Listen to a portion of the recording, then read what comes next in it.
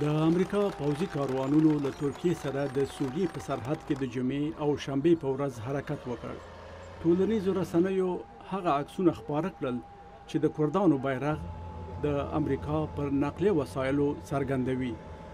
مونږ به دا عکسونه ولسمشر ټرمپ ته په هغه مجلس کې وروښیو چې د مې د میاشتې په 14مه یې ورسره کوو.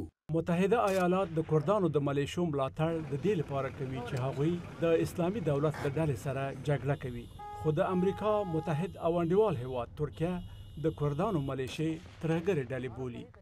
مونږ د نړیوالې ترهګرۍ پر ضد شریکان یو. دا عکسونه به وروښیو او پوښتنه به ترېنه وکړو چې دا څه دي. که د ترهګرۍ خلاف جګړه په یوه مشترک دریځ پر مخ ولاړه نه شي، نو هغه څه چې نن له مونږ سره پېښېږي سبا ته به له یو بل چا سره پېښ شي. د امریکا قواو ځکه د سوریې په اړخ کې د پوځي ځواک څرګندونه وکړله چې ترکیې په سوریه کې د کردانو پر قواو هوایي برید وکړ او د سوریې کردانو مظاهرې وکړلې او وی ویل چې په دغه برید کې د سیمې ملکیان وژل شوي دي.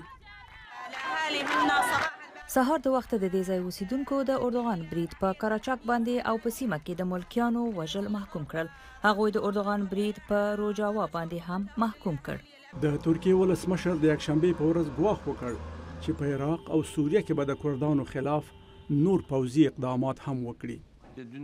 مونږ به نیټه وخت ورته څرګند نه کړو چې څه وخت پرې برید کوو. هغوی پوهیږي چې د ترکیې پوځ دغه راز سیمو ته هر وخت رسیدلی شي.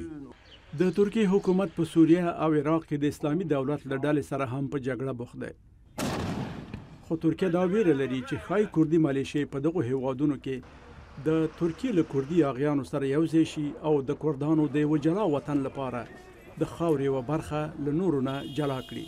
ولسمشر ټرمپ دا ویلي دي چې د امریکا مهم مقصد په سوریه کې د اسلامي دولت ډلې ته شکست ورکول دي.